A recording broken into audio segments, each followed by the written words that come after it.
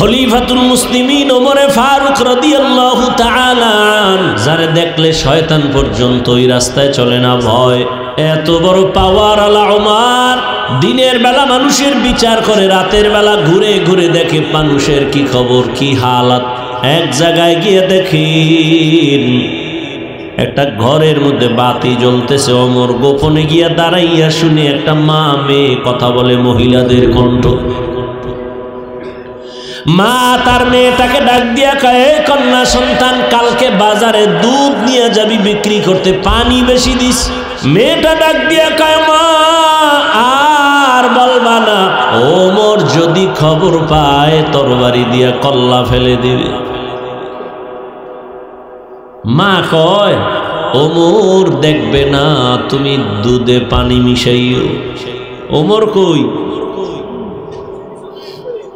কই? মেয়েটা ডাক দিয়া কয়, মা ওমর যদিও দেখবেন না, তবে ওমরের আল্লাহ তো দেখবেন।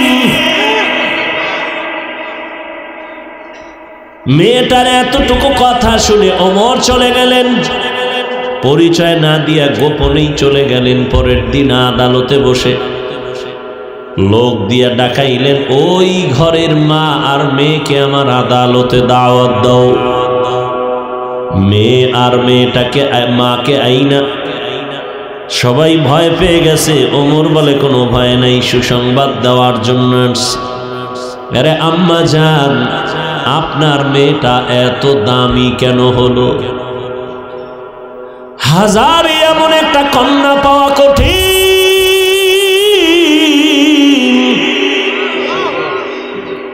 আপনার কপাল বড় ভালো, এমন একটা কন্যা পেয়েছেন। আপনি যদি রাজি হন, আমি ওমরের একটা দাবি, আমার ছেলের জন্য আপনার মেয়েটাকে বিবাহের বন্ধনে নিতে চাই। মা কত আনন্দিত, আমার মেয়েকে খলিফাতুল মুসলিমিন ওমর তার ছেলের জন্য নিতে চায়। আমি বড় ভাগ্যবতী মা, ওমরের ছেলের জন্য মেয়েকে দিয়া দিছেন। ওই মেয়ের ঔরসে আসছে আর একজন চাঁদের আলো নক্ষত্র, ওমর ইবনে আব্দুল আজিজ। আল্লাহর ভয়, চোখের সামনে তোমরা যারা নামাজ পড়ো না, রোজা রাখো না, পর্দা করো না রে বাবা, কিসের কারণে বলো? কয় টাকা পাওয়ার লোভে তুমি কার পেছনে ঘুরে ঘুরে নামাজ বাদ দিছ রে বাবা? জাননি কে সে যার পেছনে ঘুরিয়া তুমি নামাজ ছাড়ছো কিছু টাকা পাওয়ার আশায়? সে তোমার জীবনের বড় দুশ্মন। ওই চান্দাবাজ আর ধান্দাবাজ, স্বার্থে যদি আঘাত লাগে তোমার দল থেকে নাম কাটবে না, কল্লা পর্যন্ত কেটে দিবে। আমি কি বানায় বলতেছি? সোনার বাংলায় নমুনা নাই? জিন্দেগি মে বন্দেগি তু করনা হে, जिंदगी में बंदगी तू करना है, जिंदगी बे बंदगी शर्मिंदा है, जिंदगी बे बंदगी शर्मिंदा है। दुनिया में हो दुनिया का तलबगार न हो, बाजार से गुजर हो खरीदार न हो। ये दुनिया एक मिसल कागज फूल है, ये दुनिया एक मिसले कागज फूल है, जिंदगी में बंदगी तू करना है, जिंदगी बे बंदगी शर्मिंदा है, जिंदगी बे बंदगी शर्मिंदा है। एरे आमार कलिजार जुबक बाबारा, देखते देखते तुम्हार हायात तो 30-এর কোঠা পারিয়া সামনে চলছে, কয়দিন আর বাঁচবারে বাবা। ইদানিং কালে যত মরণের খবর দেখি, বেশি বেশি যুবকরা মরে, অসুস্থরা কম মরে, সুস্থরাই বেশি মরে। করোনার ভেতরে যুবকের লাশ, ছাত্র জনতার আন্দোলনে যুবকের লাশ, ডেঙ্গুর মহামারী যুবকের লাশ, গাড়ির চাকার নিচে যুবকের লাশ, ঘুমের বিছানায় যুবকের লাশ। কয়দিন আর বাঁচবারে যুবক বাবা, মরিয়া তো যাবা, তবে আদর্শের যুবক হইয়া সম্মান নিয়া মরো। তুমি মরিয়া গেলে মা বাবায় যদি বলে অনেক খুশি, এই কপাল নিয়ে কেন জন্ম নিয়েছ? অভিশপ্ত কপাল কেন তোমার?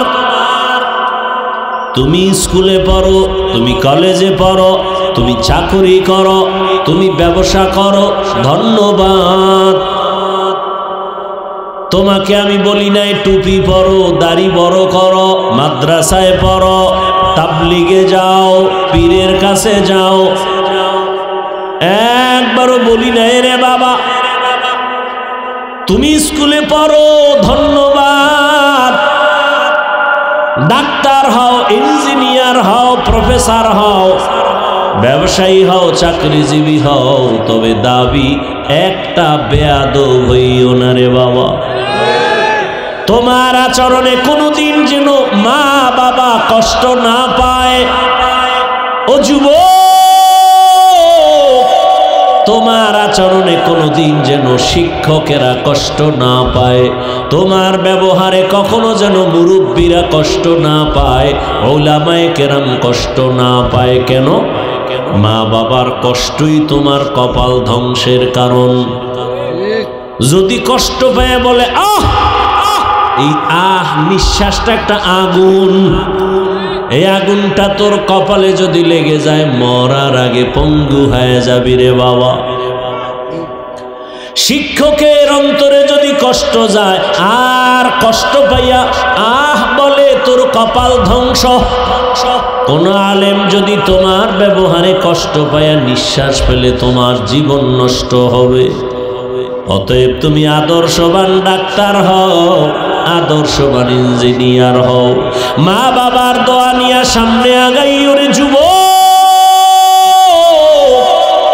শিক্ষকের দোয়া নিয়ে চলিও, উলামায়ে কেরামের দোয়া নিয়ে চলিও। এবার আমি বাস্তবায়ন করে দেখাই রে বাবারা। বলো, তোমার মতো যুবক জীবনে কোনোদিন মাদ্রাসায় পড়ে নাই, আলিফ বা তাও শিখে নাই, এমন যুবক 5 ওয়াক্ত নামাজ পড়ে, স্কুল কলেজে পড়ে, সত্য কথা বলো আসেনি? তোমার বিবেকের কাছে আমার প্রশ্ন, বলো তুমি কেন পারো না রে বাবা? তোমার কপালে কার বরদোয়া লাগছে বলো? তোমার মনটাকে একটু প্রশ্ন করো। এরে মন, ও যুবক, তোমার মতো যুবক রাস্তায় গাড়ি চালায়, নামাজি, বলো তুমি কেন পারো না? তোমার মতো যুবক র্যাব, আর্মি, পুলিশ, বিডিআরের চাকরি করে, নামাজ পড়ে, ডাক্তার, প্রফেসর, ইঞ্জিনিয়ার, নামাজি, বলো তুমি কেন পারো না? তোমার মতো যুবক শ্রমিকের কাজ করে, নামাজ ছাড়ে না, নদীর মধ্যে মাছ ধরে, নামাজ ছাড়ে না, ময়দানে কৃষি কাজ করে, নামাজ ছাড়ে না, বলো বাবা তুমি কেন নামাজ পড়ো না? আসলে কারণটা কি? কোরআন মিথ্যা মনে করেছো? যদি বলো হ্যাঁ, তো একটা ভুল কোরআন থেকে আমার সামনে বের করে দেখা, আমি এখন দাড়িটা কেটে ফেলবো, এখন আমি আল্লাহর বিরুদ্ধে চলে যাব, নাচ গান, প্যান্ট শার্ট টাই লাগায় নাচ গান করবো, বল আমার আল্লাহর কোরআনের একটা ভুল বের করতে পারবিনি? যদি বলো না পারবো না, তাহলে কেন তুমি নবীর আদর্শে নামাজ পড়ো না রে বাবা? এখনো সময় আছে, তওবা করে নাও, মনে মনে আমার আল্লাহকে ডাকো, ও দয়ার মালিক, জীবনে তো গুনাহ কম করো নাই, মনের চাহিদা পূরণ করিয়া গুনাহ করেছো, মনে চাইছে নামাজ পড়বি না, পড়ো নাই, মনে চাইছে দাড়ি রাখবা না, রাখো নাই, মনে চাইছে পার্কে যাবা, দৌড়ায় গেছো, মনে চাইছে তুমি বেপরদায় আড্ডা দিবা, দৌড়াইয়া গেছো, আড্ডা দিয়েছো, এখনো কি মনের শখ মিটে নাই? এখনো কি তওবা করবা না? আর কত রাতের বেলা মোবাইলে গুনাহ করে করে রাত কাটাইবা, আর কত নামাজ বাদ দিয়া ঘুমাইবা। এখনো যদি আল্লাহর ভয় অন্তরে আসে, ঘুমের মধ্যেও না জানি আজরাইল আসিয়া জীবন শেষ করে, ওই ভয়টা নিয়ে তওবা করো, মনে মনে আমার আল্লাহরে ডাকো, ও আল্লাহ জীবনে আর নামাজ ছাড়বো না, দাড়ি কাটবো না, বেপরদায় চলবো না, মা বাবার দোয়া নিয়া, শিক্ষকের দোয়া নিয়া, ওলামায়ে কেরামের দোয়া নিয়া নবীজির আদর্শ মেনে চলবো। ও পর্দার আড়ালের মা বোনেরা, আপনার মতো কত মা কত বোন এখনো আছে বেপরদায় চলে না, নামাজ ছাড়ে না, স্বামীর মাল খেয়ানত করে না, মোবাইলে সময় নষ্ট করে না। এরে আম্মা জান, আপনারা কেন পারেন না স্বামীর মাল হেফাজত করবেন? কারণ স্বামীর মাল তো আসলে স্বামী কবরে নিয়ে যাবে না, স্বামী মরিয়া গেলে সব সম্পদের মালিক তো আপনার হাতে চলে আসবে। অতএব আল্লাহর কাছে তওবা করেন, একটা সন্তানকে আদর্শওয়ালা বানায় যান। ডাক্তার বানাবেন, আদর্শবান ইঞ্জিনিয়ার বানাবেন, আদর্শবান চাকরিজীবী বানাবেন। সন্তান চাকরি করিয়াও কোরআন পড়বে আর আপনার জন্য দোয়া করবে, ডাক্তার হলেও কোরআন পড়িয়া আপনার জন্য দোয়া করবে। এখনো তওবার সময় আছে, তওবা করেন, আর নামাজ ছাড়বেন না, বেপরদায় চলবেন না, মোবাইলে সময় নষ্ট করবেন না, স্বামীর মাল খেয়ানত করবেন না। বৃদ্ধ বাবাজিরা, আপনার মতো কত বুড়ারা মসজিদে গিয়া নামাজ আদায় করে, আল্লাহর কাছে তওবা করেন, দুনিয়াটা কিছুই না, গুনাহ নিয়ে কবরে গেলে আমার মাওলার কোরআন নবীর কথা অনুযায়ী ভয়ঙ্কর হালাত শুরু হয়ে যাবে। দুনিয়াতে সূর্যের গরম সইতে পারি না, গুনাহগারের জন্য জাহান্নামের আগুনের গরম কত কঠিন, কেমনে সহ্য করবেন? এখনো সময় আছে, তওবা করে নেন। ও আমার যুবক, আল্লাহর কাছে তওবা করে নাও, আর নামাজ ছাড়বা না, মা বাবার দোয়া নিয়া, শিক্ষকের দোয়া নিয়া, ওলামায়ে কেরামের পরামর্শ নিয়া নবীর আদর্শ মেনে চলবা। তওবা করার মতো যদি নিয়ত হয়, মুনাফিকি যদি না থাকে, খাঁটি তওবার নিয়ত যাদের আছে, দুটো হাত আল্লাহকে দেখাইয়া দাও। আয় আল্লাহ, হাতগুলো কবুল করে নেন, তওবা কবুল করে নেন, তওবার উপরে মজবুত হইয়া চলার তৌফিক দান করেন, আমিন। আমি আপনাদের সামনে সংক্ষেপ দু চারটি কথা বলবো, দীর্ঘ সময় নয়।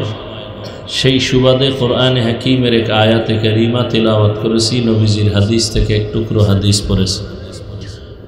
ইখলাস ও রুহানিয়াতের সমন্বয়ে সহি নিয়তে, সহি তরিকায়, সহি কিছু কথা বলার মতো, শুনবার মতো আমাকে আপনাদের সকলকে আল্লাহ পাক তৌফিক দান করেন। আমিন। ইয়া আইয়ুহাল্লাযীনা আমানুত্তাকুল্লাহ, আল্লাহ বলেন হে মুমিন তোমরা তাকওয়া অর্জন করো তথা আমাকে ভয় করো।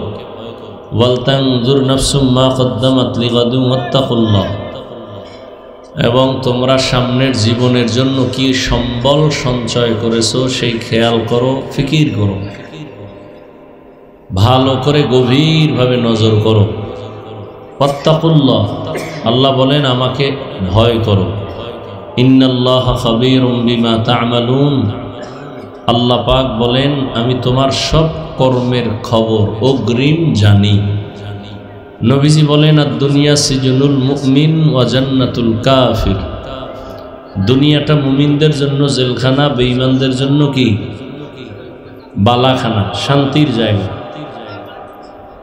অর্থাৎ দুনিয়াতে যত শান্তি বেঈমানরা করবে, পরকালে এদের অশান্তি শুরু হবে আর শেষ হবে না।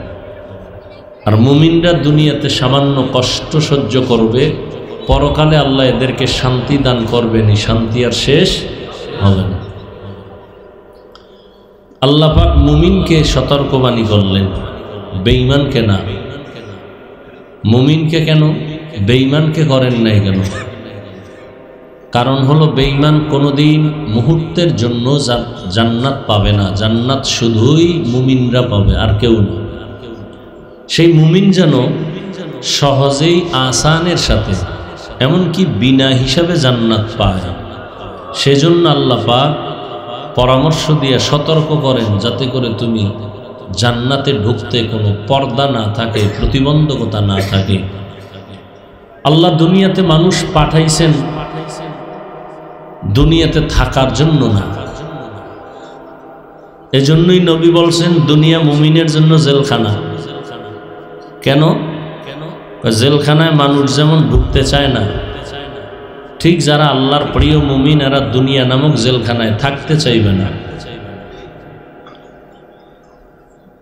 জেলখানার আসামি ভেতরে ঢুকলে যেমন তার কোনো স্বাধীনতা থাকে না, ঠিক একজন মুমিন দুনিয়াতে চলবে তারও কোনো স্বাধীনতা থাকবে না। অর্থাৎ সে মন চাইলেই ঘুমাবে, মন চাইলেই খাবে, মন চাইলেই চলবে, এভাবে না।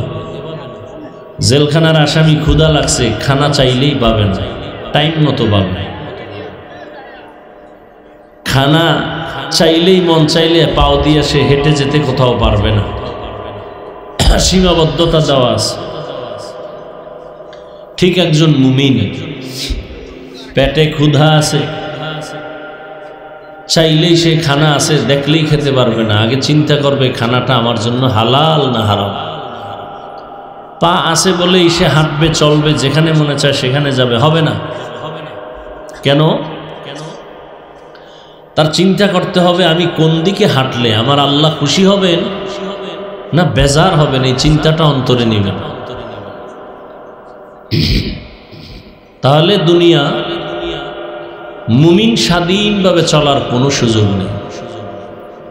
তো আল্লাহ বললেন এই দুনিয়া তোমাদেরকে পাঠাই নাই থাকার জন্য, তোমরা চলে আসবা দ্রুত, দুনিয়ার কোনো মূল্যই নেই। হাদিসে নবী বলেন আর দুনিয়া মাজরাতুল আখেরা, দুনিয়া আখেরাতের ফসল কামাইয়ের জন্য।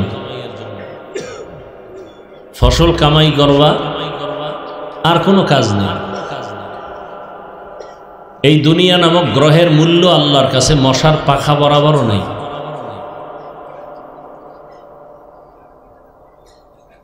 এজন্য নবীজি বলেন মুমিনের ঈমান চলে যাওয়ার যদি বেশি ভয় না হতো তাহলে বেঈমানকে আল্লাহ এই পরিমাণ সম্পদ দিতেন যে ওরা সিঁড়ি বানাইতো দোতলায় উঠার, স্বর্ণ দিয়া।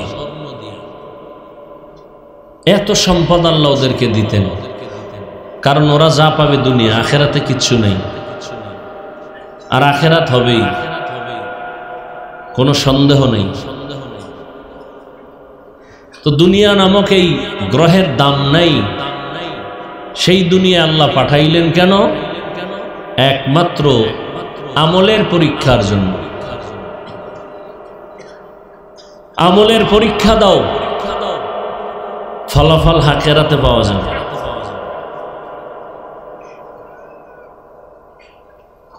আমলের পরীক্ষা দিয়া দ্রুত তৈরি থাকো জান্নাতে যাওয়ার। দুনিয়াতে থাকার জন্য বাড়িঘর করো না, এ বাড়ি তোমার আসল বাড়ি না। এই বাড়িতে 1 সেকেন্ড থাকার গ্যারান্টি নেই। এই যে বেশি দিন হয় নাই, বিদেশ থেকে একটা যুবক ছেলে আসছে, একটা মেয়ে, তার তুফান আসছে রাতের বেলা, বিল্ডিং করছে ডুপ্লেক্স 2 তলা, শুক্রবার উঠবে, হুজুরদের দোয়া টোয়া দাওয়াত দিছে। 2 দিন আগেই পার্শ্বে একটা টিনের ঘরে স্ত্রী, যুবক তার বাচ্চা নিয়ে শুয়ে আছে ঘুমে, একটা গাছ পড়লো তুফানে, তাদের পুরা বুকের উপরে 3 জন জায়গায় শেষ। 2 দিন পরেই নতুন বিল্ডিং উঠবে, বিদেশে বয়ে যা কামাইছিল তা দিয়েই বিল্ডিংটা করেছিল, উঠতে পারল না। কিসের এই বাহাদুরি? হ্যাঁ, বাড়ির বড়াই, টাকার বড়াই, কত মাস্তানি ভিতরে নিয়ে, এগুলোর কি মূল্য আছে? আজকে আপনি হাসেন, কালকে কাঁদবেন, কালকে হাসবেন, পরের দিন কাঁদবেন। হ্যাঁ, আপনাকে দেখে একজনে হাসছে, এখন সে কাঁদে, আপনি আবার হাসতেছেন, আপনিও কয়েকদিন পর কাঁদবেন। এই তো দুনিয়া। এসে আমরাই ভালো আছি, আল্লাহর শুকর। কি টাকা নাই, পয়সা নাই, বাড়ি নাই, গাড়ি নাই, কোনো টেনশনও নাই। কে ক্ষমতায় আসবে না আসবে নিয়ে কোনো চিন্তাও নাই। সবাই হুজুরদের সালাম দিয়েই চলতে হবে। যারা বেয়াদবি করবে এদের পতনটা মরার আগেই হয়ে যাবে। তাহলে অনেক শান্তিতে আছি না আমরা? গরিবেরা আরো শান্তিতে আছে। এই সম্মান, এই শান্তি কে দিছেন? আল্লাহ। কই আমরা তো দুনিয়া দুনিয়া করি না, আল্লাহ আল্লাহ কইরা মানুষকে পাও ধরিয়া ধরিয়া বুঝাইতেছি। এজন্য কি আমরা না খাই রয়েছি? মহামারী করোনায় সব বন্ধ, দোকান, ফ্যাক্টরি, চাকরি, ব্যবসা বাণিজ্য সব। আমাকে হুজুর গো কোনো মাদ্রাসা বন্ধ হয় নাই, আল্লাহর শুকর। হইছে? করোনায় ট্রিপল মাস্ক লাগায় বয়ে রয়েছে সব মাস্তানেরা, মরবে না। আর সেই সময় করোনার লাশ হুজুরেরা কাঁধে নিয়ে গোসল করাইয়া জানাজা পড়াইয়া কবরে রাখছে, কোনো হুজুর তো মরে নাই।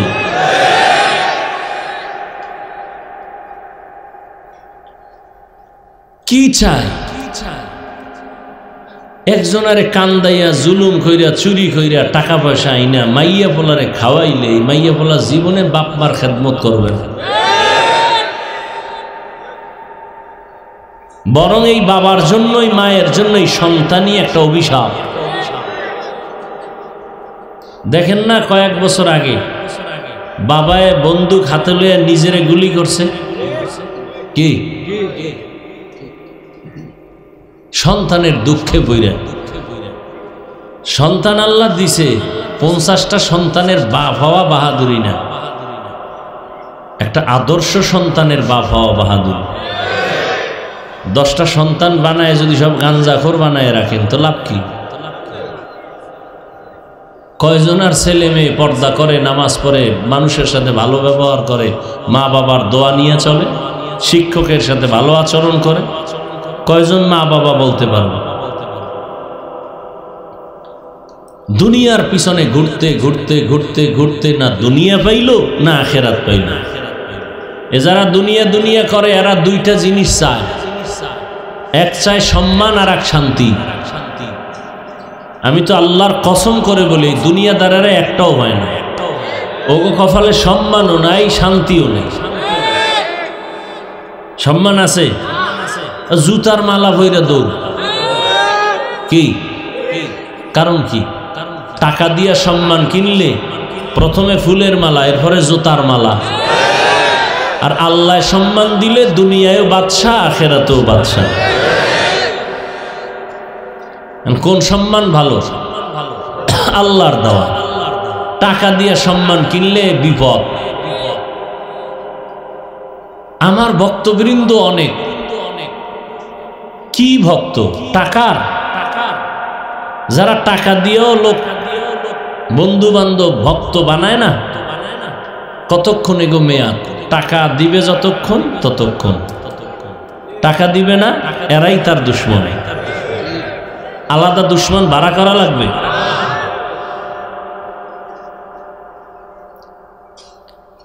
হায় হায়। আর আমাদের মানুষ মোহব্বত করে, টাকা দেয়, আমরা দেই না। বুঝাবার জন্য বলি, অহংকার না।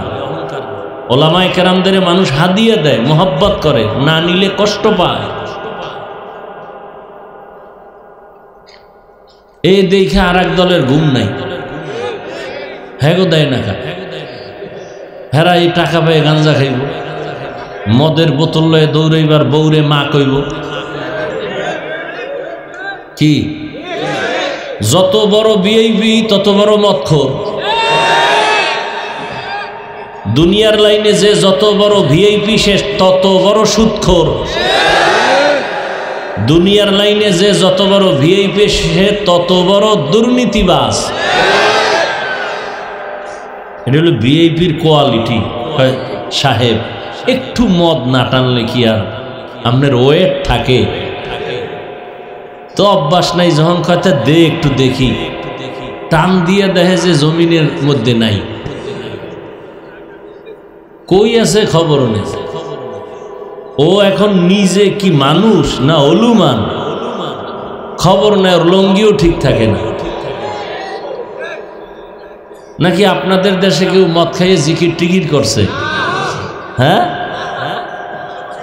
ওই একজনের পান খাওয়ার অভ্যাস নাই, নতুন পান খাইতে দিছে কাঁচা সুপারি দিয়া। কাঁচা সুপারির পান খাইয়া মাথায় চক্কর দিছে। চক্কর দেওয়া মাত্র বিশ্ব রোডের দিকে তাকায়, এটার বাঁকা কর লোকের।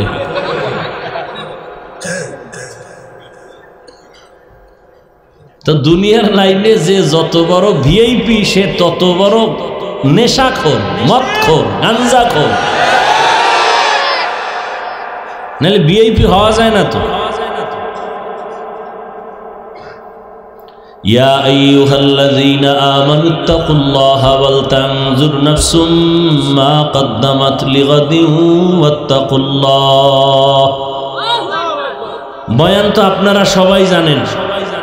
মিথ্যা বলা হারাম, গালি দেওয়া হারাম, গীবত শেখায়েত করা হারাম, নাচ দেখা হারাম, গান শোনা হারাম, চুরি করা হারাম, ডাকাতি হারাম, জুলুম হারাম, মা বাবার সাথে বেয়াদবি হারাম,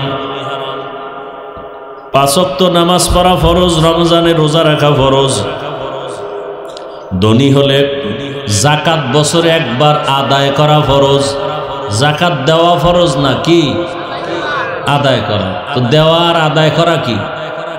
দেওয়া হইল ফ্যাশন, আদায় করা হইল আল্লাহর আদেশ হুকুম।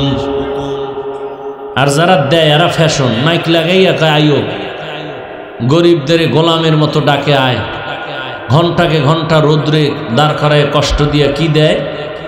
লঙ্গি আর শাড়ি। মেয়াদ কত? কয় অন টাইম, পরলেই একবারের পরে সদরঘাট।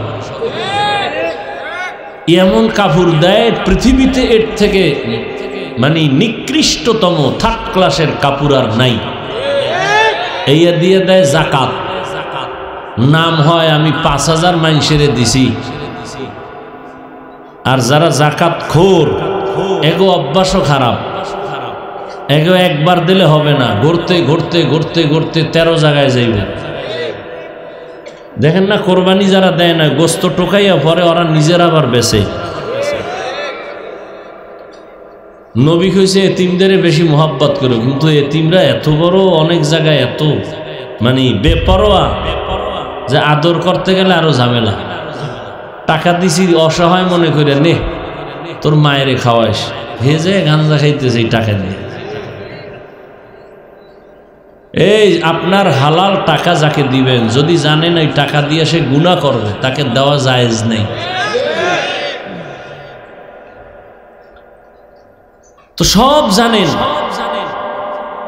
আমল নাই কেন? এত মানুষ এখানে 12টার সময় আমি পারলাম না একটু অজু ইস্তেঞ্জা সাইরা নামাজ পড়মু, 2 রাকাত পড়ে দিছি দৌড়। খানা তো নাই কপালে। এরপর আপনারা ধৈর্যের সাথে বসে আছেন, কিন্তু দুঃখ কোন জায়গায়? দুঃখ হলো যে এত মানুষ এখানে ফজর পড়ে নাই, জহুর পড়ে নাই, আসর পড়ে নাই, মাগরিব পড়ে নাই, এশা পড়ে নাই, মোনাজাতের পরে টেনশন নেই, আবার মোবাইল চালাইতে চালাইতে সারা দিন রাত্র গুনাহ গুনাহ গুনাহ, হাতের গুনাহ, চোখের গুনাহ, কানের গুনাহ, অন্তরের গুনাহ, এই নিয়েই জীবন চলতেছে। নামাজের আর খবর নাই, আমল নাই। কেন? কারণ কি? বয়ান তো আপনারা জানেন, মেহনত তো চলতেছে, দাওয়াত ও তবলিগের মেহনত, পীর মাশায়েখের মেহনত, জুমার মেহনত, খতিবের মেহনত, আমাদের বক্তাদের মেহনত। এত মেহনত যদি আমরা হিন্দুদের করতাম, ইনশাআল্লাহ ওরা 6 মাসে রসুলের আশিক হয়ে যায়। আপনাদের হালাত এত দুর্বল কেন? এর একটাই মাত্র কারণ, আল্লাহর ভয় অন্তরে আসেনি। একটা সন্তান যখন মা বাবাকে ভয় করে, তখন মা বাবার সামনে অন্যায় করে না, শাস্তির ভয়। ছাত্র একটা শিক্ষকের সামনে অন্যায় করে না, কেন? বলে শাস্তির ভয়। ঠিক এই দুনিয়ায় যেই মানুষ আমার আল্লাহকে ভয় করবেন, অন্তরে যখন ভয় ঢুকিয়েই যাবে, এখানে ভয় করবেন বললে সমস্যা, কারণ যদি আপনারা করেননি সবাই বলবে হ্যাঁ আমরা অবশ্যই আল্লাহকে ভয় করি, নাহলে এহেন আইসি গা। ভয় করার ভয় অন্তরে জমা রাখা বড় কঠিন। আসলেই জমিনে যারা আল্লাহকে ভয় করবেন, ওই মানুষটা গলায় ছুরি লাগাবে, দাড়ির মধ্যে কখনো অস্ত্র লাগাবে না। একজনের সাপেরে খুব ভয় পায়, তার ব্যাখ্যা কি?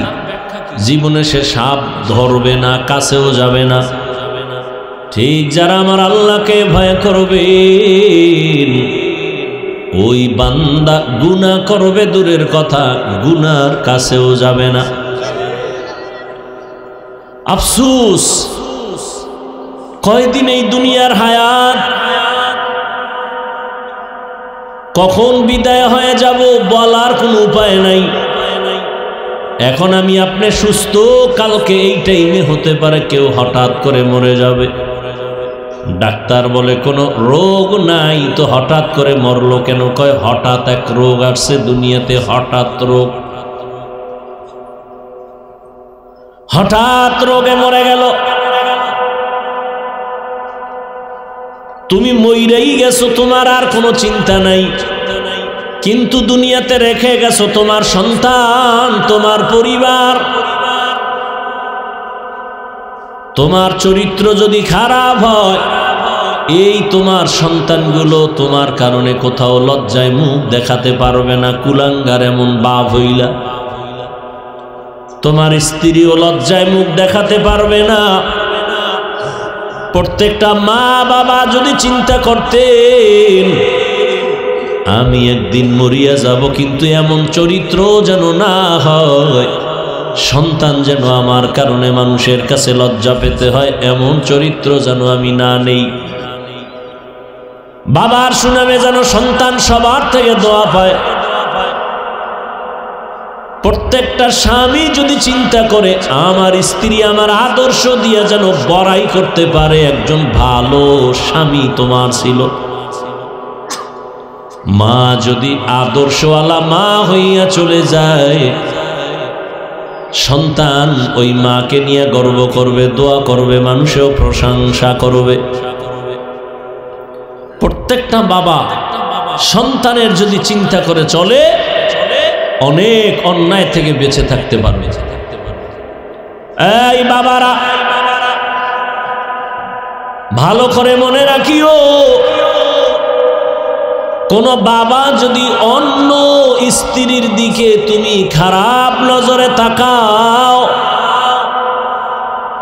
তুমি 100% লিখে রাখো তোমার স্ত্রীর দিকেও অন্যেরা খারাপ নজরে তাকাবে। তুমি যদি অন্যের মেয়ের দিকে খারাপ নজর, লিখে রাখবা তোমার মেয়ের দিকেও অন্যেরা খারাপ নজরে তাকাবে। তুমি কোনো অন্যের বোনের দিকে যদি খারাপ নজরে তাকাও, তোমার বোনের দিকে অন্যেরা খারাপ নজরে তাকাবে। এটাই দুনিয়ার নিয়ম। তুমি যদি অন্যের সম্পদ নষ্ট করো, লিখে রাখো তোমার সম্পদ আর একজন জালেম আইসা নষ্ট করে ফেলবে। তুমি যদি অন্যের ক্ষতি করো, তোমার ক্ষতি করার জন্য আর এক দল রেডি হয়ে আছে, তোমার খবর নাই। তুমি যদি কারো মাথায় অস্ত্র লাগাও, তোমারেও অস্ত্র লাগানোর জন্য আর এক দল সন্ত্রাসী রেডি। এইভাবে চিন্তা করে যদি চলে, মানুষ অনেক নিজেকে কন্ট্রোল করা সম্ভব। আর একটা অন্তরে রাখবে, আমি দুনিয়ায় কতদিন আছি, একদিন আমার আল্লাহর আদালতে দাঁড়াতে হবে, জবাব দিতে হবে, পালাবার কোনো সুযোগ আমার হবে না। এই ভয়টা অন্তরে জমা করিয়া যেই বান্দা চলবে, ওই বান্দা ইন্তেকালের আগে জান্নাতের চেহারাটা দেখাই মরণের বিছানায় যাবে। আল্লাহর প্রতি ভয়,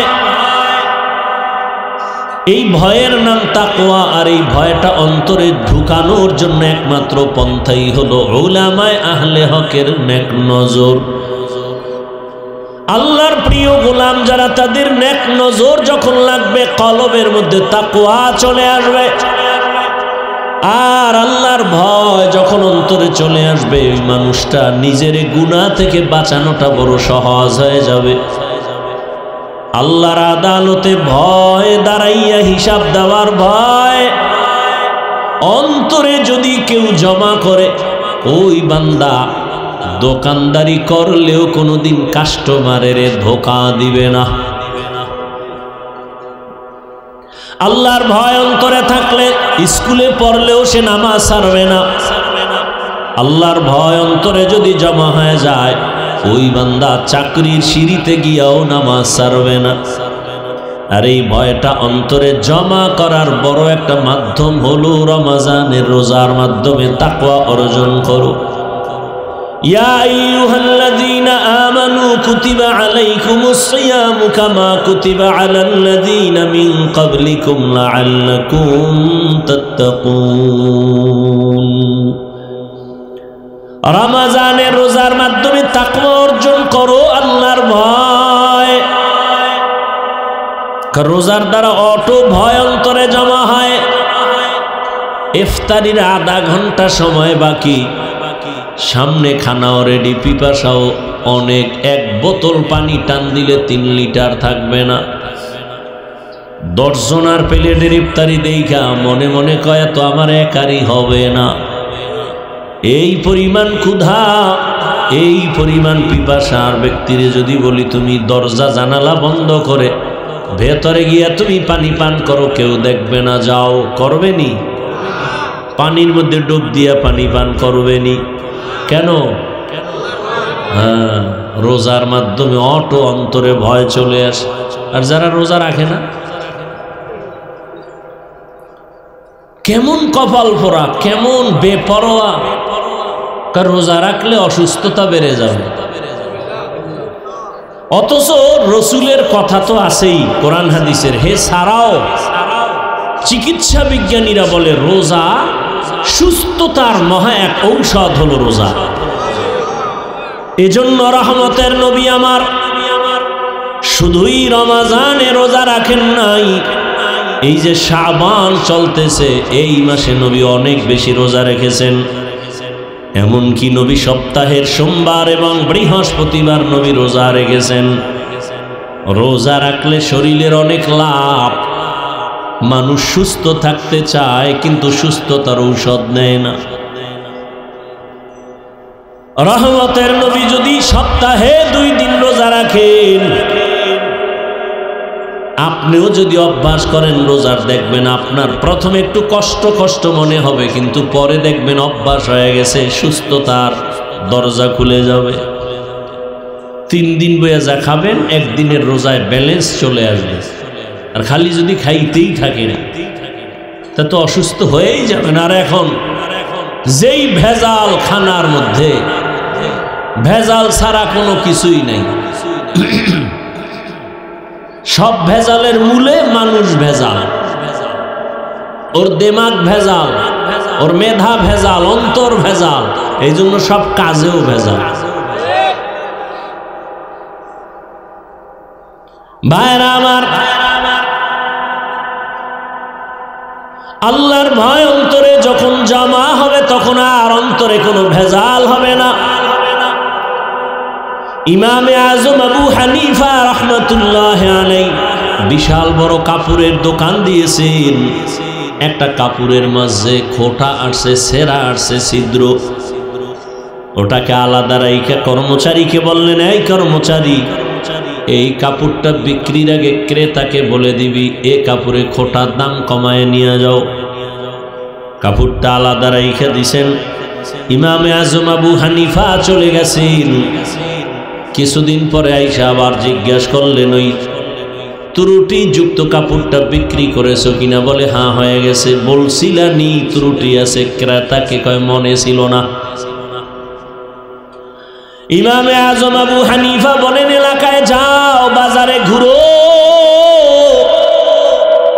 ঘুরে ঘুরে এলান করো, আবু হানিফার দোকান থেকে কে কাপড় নিছো, ত্রুটি যুক্ত কাপড় নিছো, টাকা ফেরত নাও, না হয় টোটাল কাপড় ফিরাইয়া টাকা পুরাটাই নিয়ে যাও। এটা আল্লাহর ভয় না থাকলে কোনোদিন অন্তরে সম্ভব হবে না।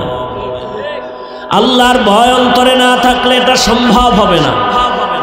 এরে নবীর আশিক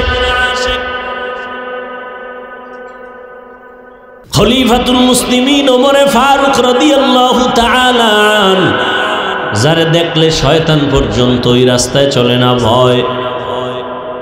এত বড় পাওয়ার আলা ওমর, দিনের বেলা মানুষের বিচার করে, রাতের বেলা ঘুরে ঘুরে দেখে মানুষের কি খবর, কি হালাত। এক জায়গায় গিয়ে দেখেন একটা ঘরের মধ্যে বাতি জ্বলতেছে। ওমর গোপনে গিয়া দাঁড়াইয়া শুনে একটা মা মেয়ে কথা বলে, মহিলাদের কণ্ঠ। মা তার মেয়েটাকে ডাক দিয়া কয়, কন্যা সন্তান, কালকে বাজারে দুধ নিয়ে যাবি বিক্রি করতে, পানি বেশি দিস। মেয়েটা ডাক দিয়া কয়, মা আর বলবা না, ওমর যদি খবর পায় তরবারি দিয়া কল্লা ফেলে দিবে। মা কয়, ওমর দেখবে না, তুমি দুধে পানি মিশাইও। ওমর কই কই? মেয়েটা ডাক দিয়া কয়, মা ওমর যদিও দেখবেন না, তবে ওমরের আল্লাহ তো দেখবেন। মেয়েটার এতটুকু কথা শুনে ওমর চলে গেলেন, পরিচয় না দিয়া গোপনেই চলে গেলেন। পরের দিন আদালতে বসে লোক দিয়া ডাকাইলেন, ওই ঘরের মা আর মেয়েকে আমার আদালতে দাওয়াত দাও। মেয়ে আর মেয়েটাকে, মাকে আইনা।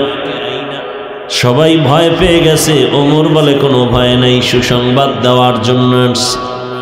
আরে আম্মা জান, আপনার মেয়েটা এত দামি কেন হলো? হাজারে এমন একটা কন্যা পাওয়া কঠিন।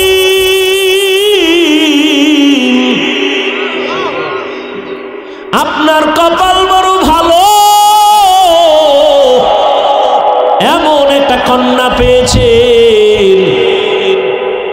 আপনি যদি রাজি হন, আমি ওমরের একটা দাবি, আমার ছেলের জন্য আপনার মেয়েটাকে বিবাহের বন্ধনে নিতে চাই।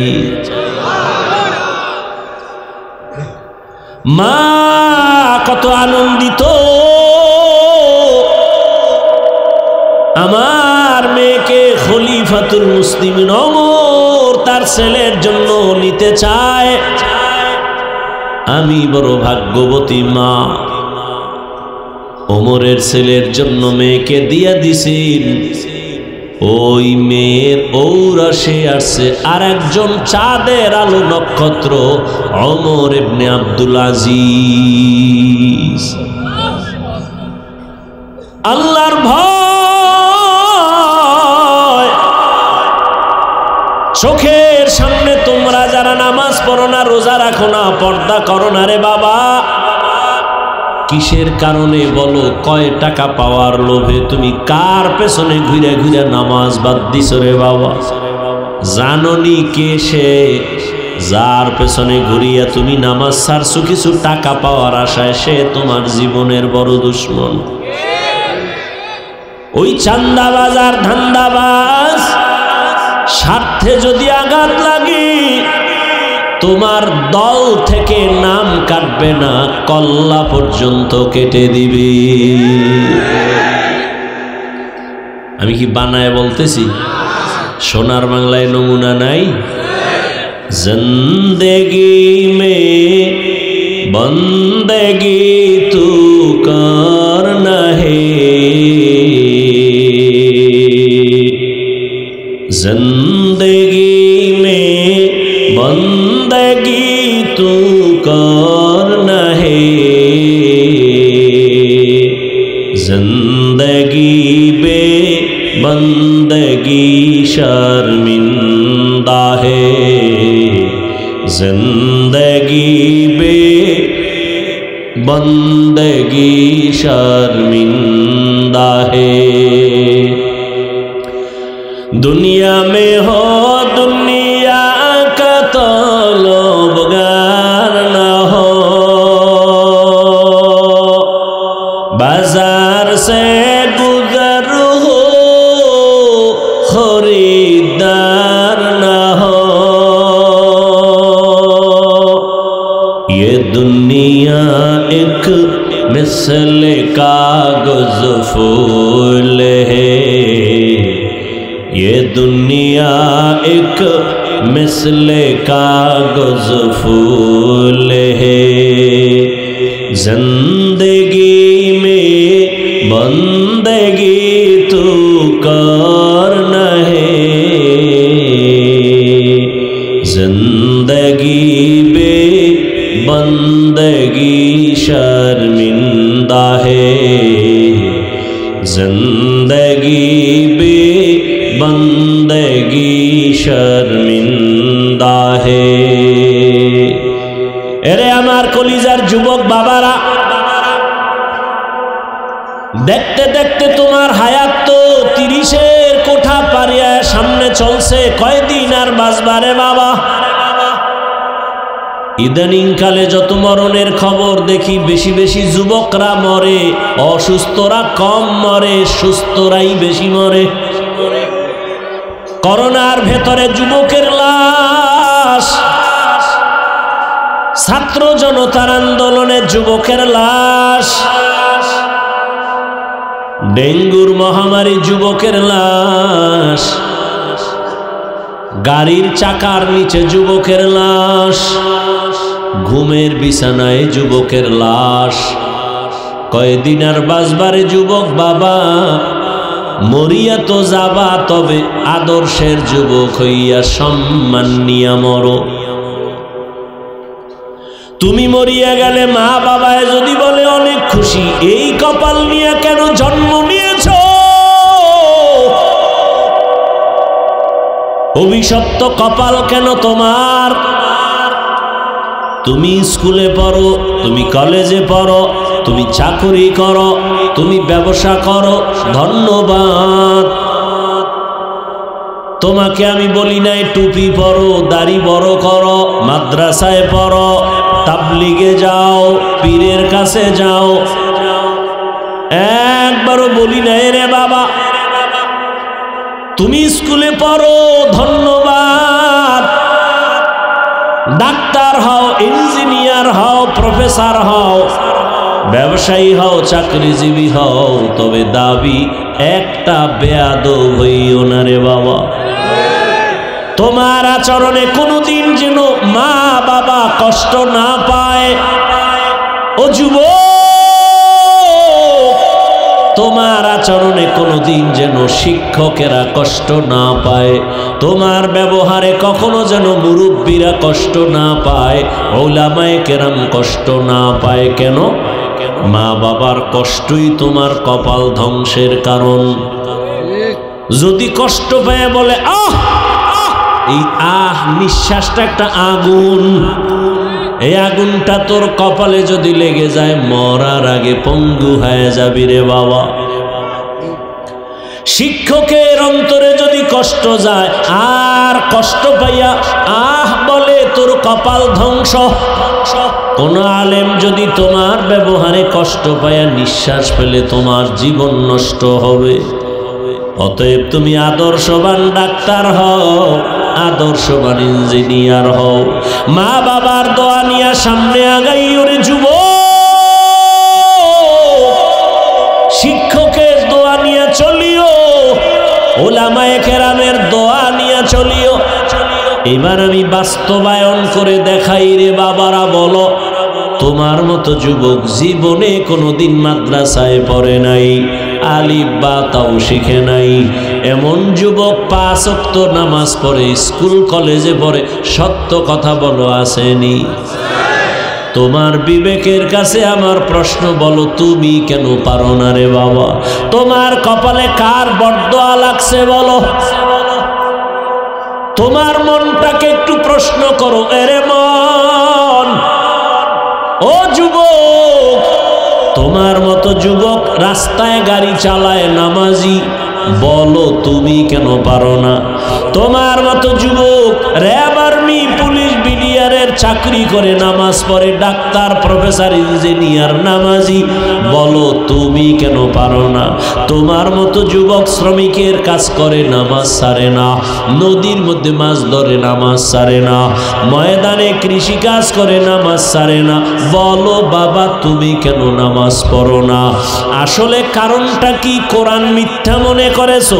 যদি বলো হ্যাঁ, তো একটা ভুল কোরআন থেকে আমার সামনে বের করে দেখা, আমি এখন দাড়িটা কেটে ফেলবো, এখন আমি আল্লাহর বিরুদ্ধে চলে যাব, নাচ গান প্যান্ট শার্ট টাই লাগায় নাচ গান করবো, বল আমার আল্লাহর কোরআনের একটা ভুল বের করতে পারবিনি? যদি বলো না পারবো না, তাহলে কেন তুমি নবীর আদর্শে নামাজ পড়ো না রে বাবা?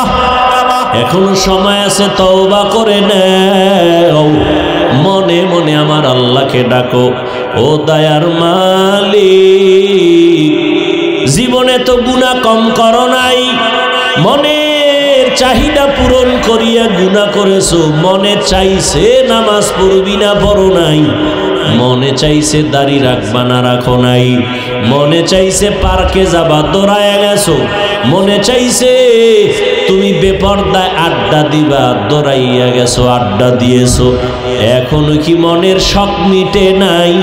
এখনো কি তওবা করবা না? আর কত রাতের বেলা মোবাইলে গুনাহ করে করে রাত কাটাইবা, আর কত নামাজ বাদ দিয়া ঘুমাইবা। এখনো যদি আল্লাহর ভয় অন্তরে আসে, ঘুমের মধ্যেও না জানি আজরাইল আসিয়া জীবন শেষ করে, ওই ভয়টা নিয়ে তওবা করো, মনে মনে আমার আল্লাহরে ডাকো, ও আল্লাহ জীবনে আর নামাজ ছাড়বো না, দাড়ি কাটবো না, বেপরদায় চলবো না, মা বাবার দোয়া নিয়া, শিক্ষকের দোয়া নিয়া, ওলামায়ে কেরামের দোয়া নিয়া নবীজির আদর্শ মেনে চলবো। ও পর্দার আড়ালের মা বোনেরা, আপনার মতো কত মা কত বোন এখনো আছে বেপরদায় চলে না, নামাজ ছাড়ে না, স্বামীর মাল খেয়ানত করে না, মোবাইলে সময় নষ্ট করে না। এরে আম্মা জান, আপনারা কেন পারেন না স্বামীর মাল হেফাজত করবেন? কারণ স্বামীর মাল তো আসলে স্বামী কবরে নিয়ে যাবে না, স্বামী মরিয়া গেলে সব সম্পদের মালিক তো আপনার হাতে চলে আসবে।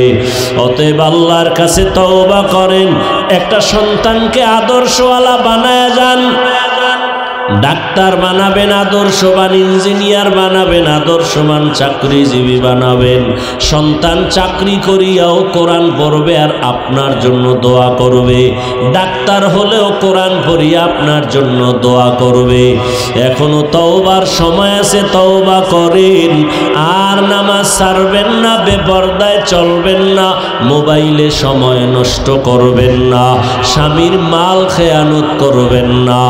বৃদ্ধ বাবাজিরা, আপনার মতো কত বুড়ারা মসজিদে গিয়া নামাজ আদায় করে, আল্লাহর কাছে তওবা করেন। দুনিয়াটা কিছুই না, গুনাহ নিয়ে কবরে গেলে আমার মাওলার কোরআন নবীর কথা অনুযায়ী ভয়ঙ্কর হালাত শুরু হয়ে যাবে। দুনিয়াতে সূর্যের গরম সইতে পারি না, গুনাহগারের জন্য জাহান্নামের আগুনের গরম কত কঠিন, কেমনে সহ্য করবেন? এখনো সময় আছে, তওবা করে নেন। ও আমার যুবক, আল্লাহর কাছে তওবা করে নাও। আর নামাজ ছাড়বা না, মা বাবার দোয়া নিয়া, শিক্ষকের দোয়া নিয়া, উলামায়ে কেরামের পরামর্শ নিয়া, নবীর আদর্শ মেনে চলবা। তওবা করার মতো যদি নিয়ত হয়, মুনাফিকি যদি না থাকে, খাঁটি তওবার নিয়ত যাদের আছে, দুটো হাত আল্লাহকে দেখাইয়া দাও। আয় আল্লাহ, হাতগুলো কবুল করে নেন, তওবা কবুল করে নেন। তওবার উপরে মজবুত হইয়া চলার তৌফিক দান করেন, আমিন।